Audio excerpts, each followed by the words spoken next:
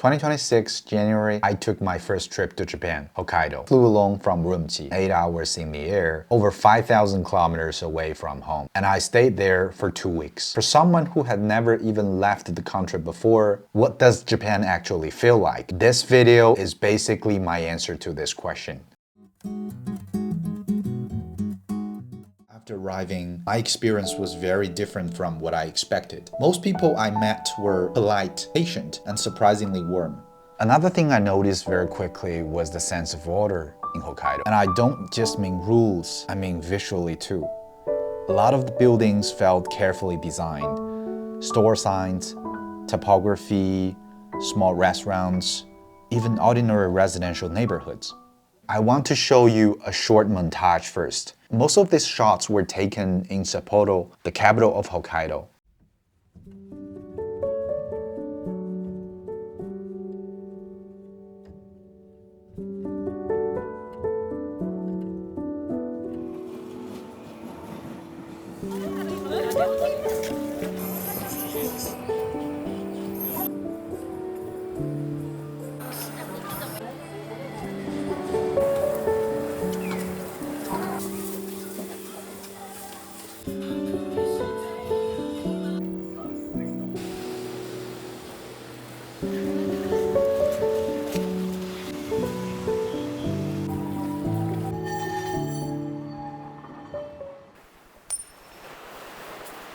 The story of the trip probably starts with the place I stayed. For all 14 days, I kept coming back to this small Airbnb in Sapporo.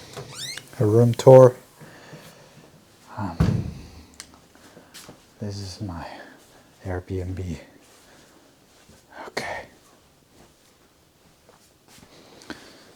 Closet, kind of.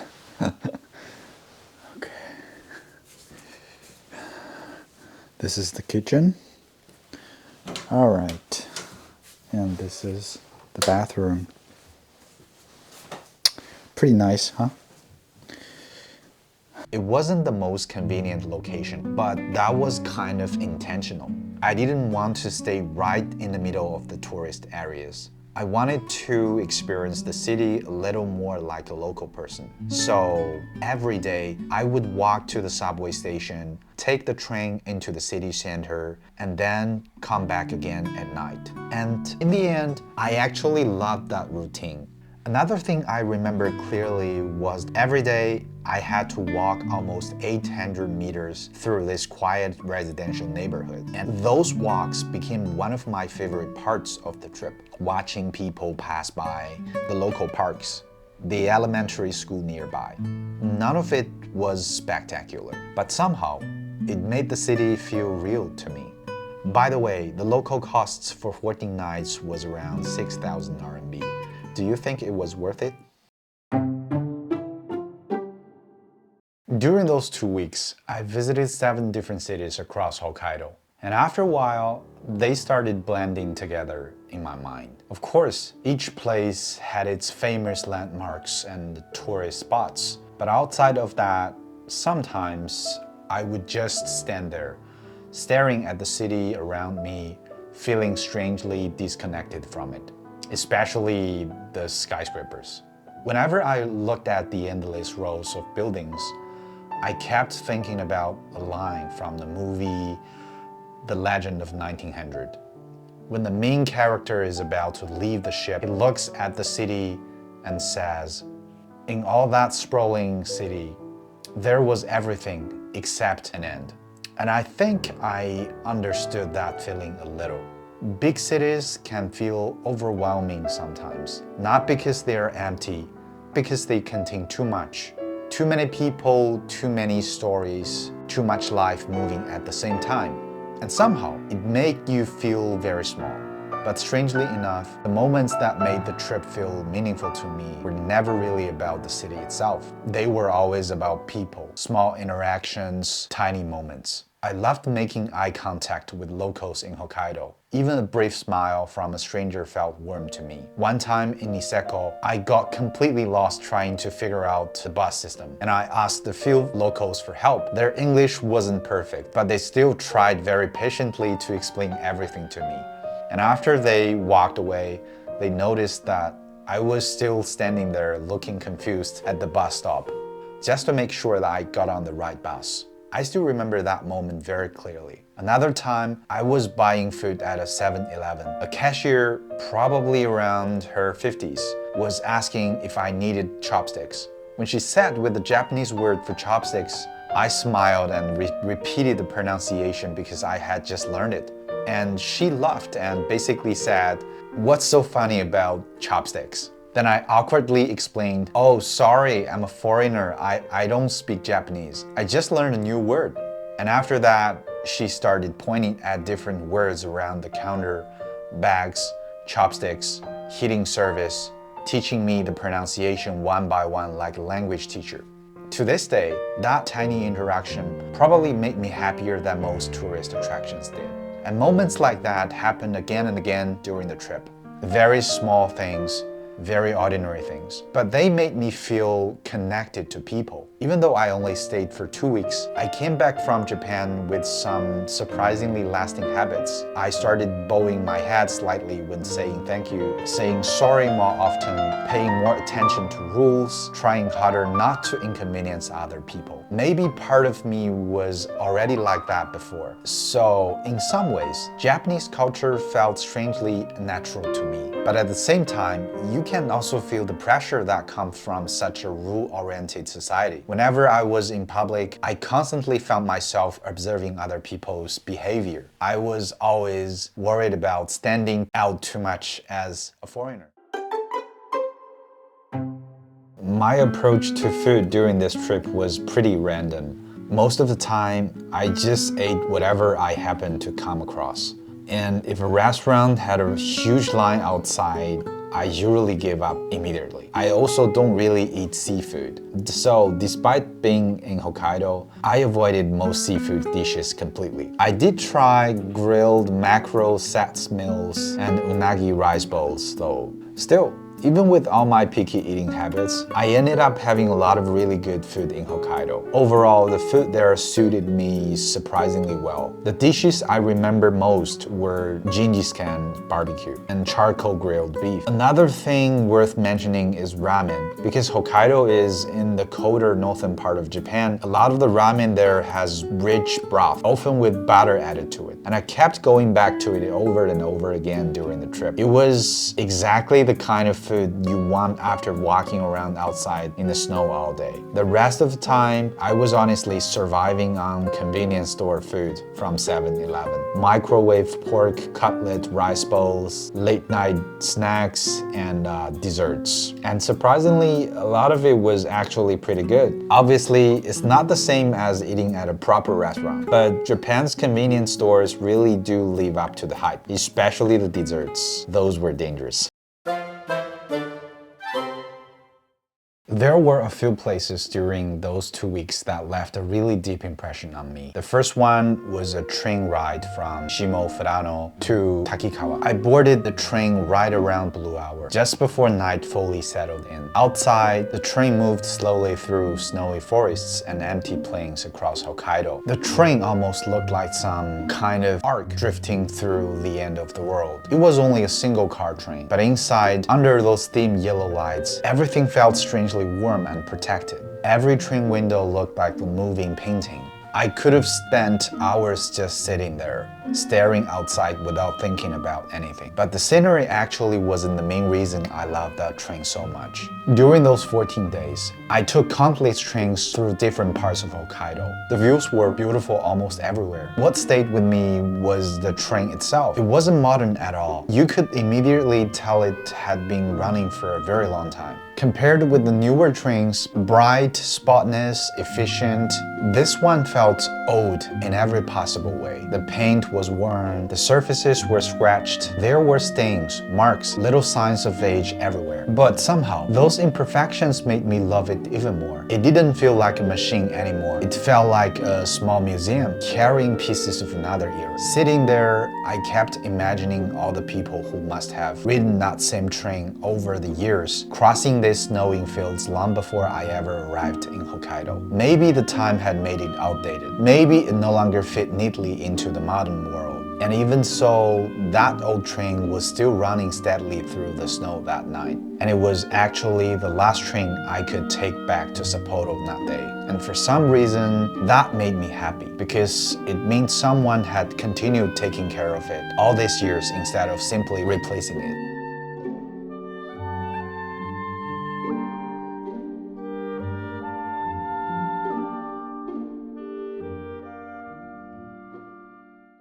The second place I really want to talk about is the train station in Niseko. Now, Niseko is famous for skiing, and I'm actually a huge ski enthusiast myself. But a while ago, I damaged my knees from skiing too much. So this trip wasn't really about skiing for me. I just visited the resorts, walked around in the snow, and looked at the mountains from a distance. But the whole time, I kept thinking, I have to come back here someday and actually ski. As for the station itself, calling it a train station almost feels inaccurate. From the outside, it looks more like a small church than a station. Inside, there is a small restaurant, tourist information area, and a souvenir shop. You can buy little things like Niseko station magnets and local goods, like this one.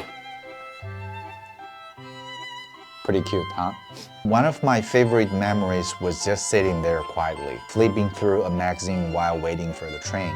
They had this beautiful designed travel magazines. It introduces different parts of Hokkaido. Sure, there were a lot of ads inside, but the photography, the layout, the food recommendations, the landscape, everything was designed with so much care. Another unexpectedly fun place was a subway-themed store in Sapporo, dedicated to the subway system. Inside, there were miniature train models, subway-shaped pencil cases, chopsticks, socks, capsule toys, basically every kind of subway merchandise imaginable. I ended up buying a model of the exact subway train I rode every day. And also subway chopsticks, which sounds ridiculous now that I say it out loud. But after I finished shopping, a mother walked in with her child, and suddenly I realized, oh, this place is basically heaven for little kids. The last place that really stayed with me was Mount Tengu in Otaru. You take a cable car up the mountain, and near the station at the top, there is this cafe with an entire wall made of glass. You can sit there for hours with a cup of coffee, just quietly overlooking the whole city of Otaru. It felt incredibly peaceful. From above, the city looks almost layered, like every street building was carefully placed between mountains and the sea. Everything feels calm there. And if you play the soundtrack from Love Letter, which was filmed in Otaru, somehow the entire atmosphere makes even more sense.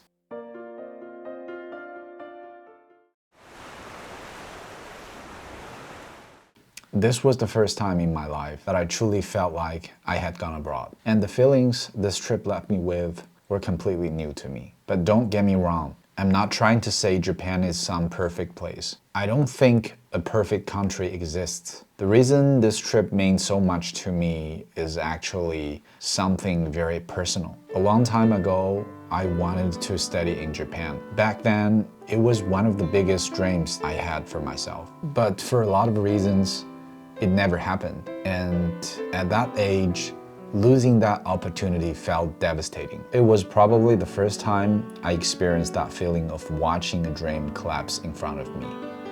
At the time, I blamed my parents a lot, but at the same time, I also knew there wasn't much I could do about it. Then life kept moving. I worked for years. I stopped desperately wanting to come here. I also slowly stopped blaming other people for the direction my life had taken. And weirdly enough, that's when things started changing. I quit my job. And once I stopped believing that life had to follow the same path as everyone else, I started feeling freer.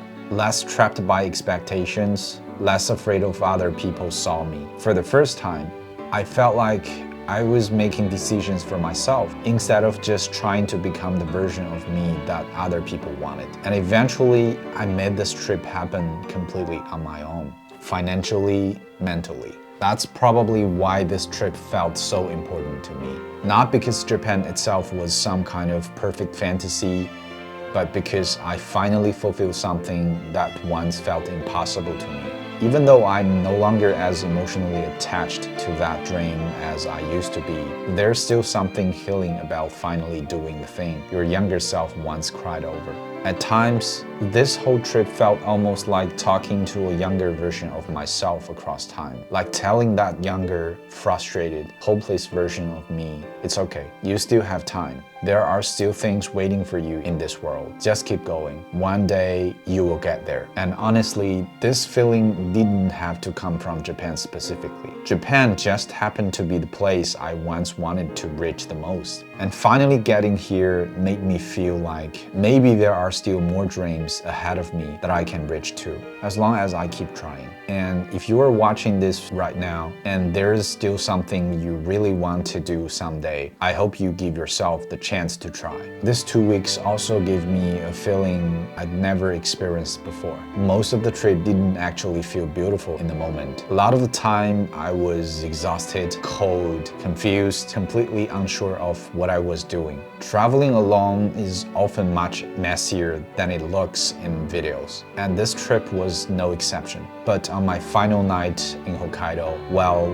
walking back to the Airbnb, I suddenly started crying. And even now, I still can't fully explain why. Maybe because the trip was ending, maybe because part of me felt like I might never come back here again, or maybe because I regretted not seeing more of the world earlier in my life. I really don't know. But while walking back that night, I recorded a short memo, and I think I want to end this video with that recording. I know most people probably won't watch all the way to the end, but if you are still here, I just want to say thank you.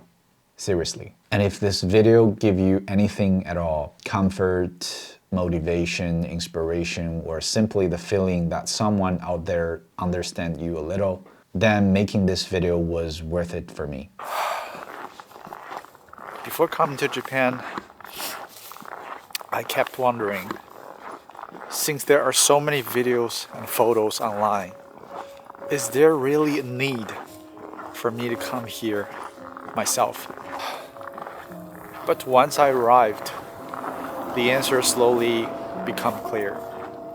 You have to see the world with your own eyes. Not because other places are necessarily better than where we live. And not because I want to escape or relax. But because when you're in a completely different country, the smell, the temperature of the air, the sounds all hit you at once. You start to feel the world with your body, not your eyes. That kind of feeling, when every sense in your body is awake, makes you realize how lucky your everyday life actually is. Or sometimes, it can make you feel how beautiful the world outside can be. I don't mean to say that traveling far away is always good or bad. Both exist, just like the two sides of the coin. When you are sad, you understand how precious happiness is, and every beautiful moment on the road feels even more beautiful because of the tiredness that came before it. But to really feel that, you have to experience it with all your senses, because the camera, no matter how good it is, can only turn our three-dimensional world into a flat, two-dimensional image.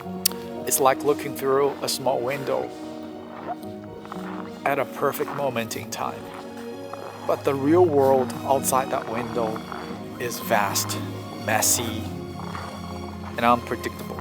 And maybe because we can see all these distant and perfect things online without going through the effort and discomfort ourselves, those perfect images somehow lose their meaning.